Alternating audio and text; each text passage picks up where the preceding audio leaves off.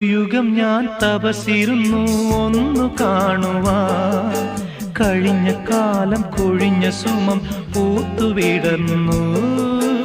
ഒരു യുഗം ഞാൻ തപസിരുന്നു ഒന്നു കാണുവാൻ, കഴിഞ്ഞ കാലം കൊഴിഞ്ഞ സുമം പൂത്തുവിടർന്നു.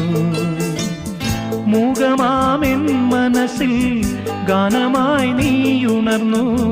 മൂകമാമെൻ മനസ്സിൽ ഗാനമായി നീയുണർന്നു.